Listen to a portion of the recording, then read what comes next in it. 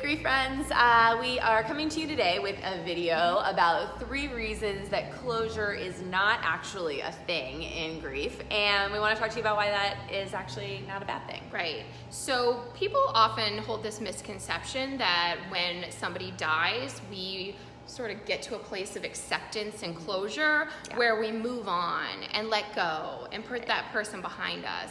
And what we know is that that's just really not how grief works. No, not at all. And one of the reasons that is really our first reason we want to talk about is the reason that it doesn't work that way is actually sort of a reminder why it's not a problem. Right. And that's that grief is our expression of love after someone's died. So when we think about the fact that we love someone deeply while they're still alive, and when that person is gone, they might not be physically here anymore, but our love for them is still here. We still deeply love that person, and that person in many ways still impacts us and our life.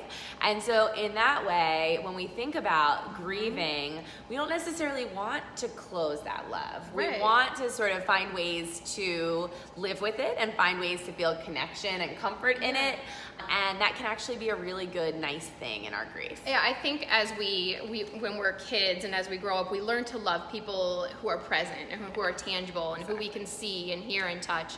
And so grief means learning to love in a different way that many of us aren't used to. So it means learning to love somebody who isn't physically present. Exactly. And that can be really, really, really hard, as you all know. But it's when we can figure it out, when we can get to that place, although it will always be sad, I think that becomes an immense source of comfort for us. Yeah, absolutely. So the second reason we wanted to talk about this is because grief is actually, people think grief is something that we get through and put in the past, but actually when we grieve, we don't only just grieve the past, right? Yeah. We don't only just grieve our memories and what lays behind us.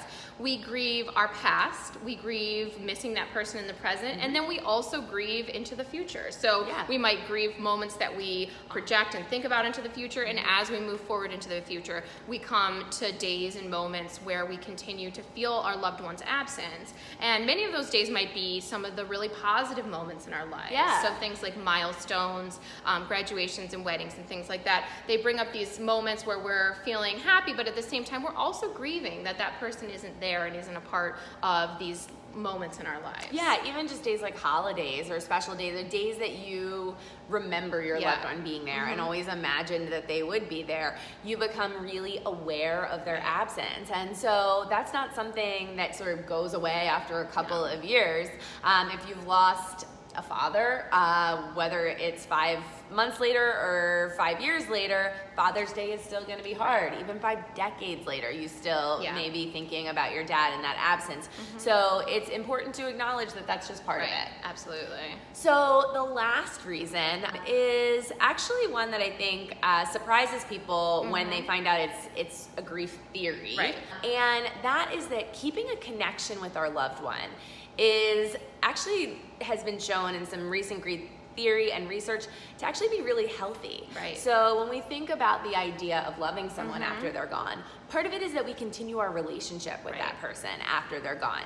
And that might be in little ways and big ways. It might be sort of talking to them sometimes, thinking about having little rituals where we remember them, doing things in memory of them. There's all these different things that we do that help us keep a connection with someone who's died. And whereas a lot of the older grief models, like the 5 stages of grief, implied sort of you put it in the past, you go through these stages and you're done, what theories like continuing bonds say is that actually this connection goes on forever. So in ways our grief goes on forever, there's not that sense of closure, but it doesn't mean that that's a problem. It actually means it can be a deep source of comfort. It can be a reminder that that person sort of still lives on through our memories and connections to them, the way that we share stories about them, everything else. And that's actually a really helpful and meaningful part of grief for many people. And continuing bonds is a newer theory that came out in around the 90s. And what continuing bonds really said is that some of these old theories would have looked at that behavior as pathological. And they were saying, well, it's actually not pathological, it's normal. And not only that, but it can be comforting.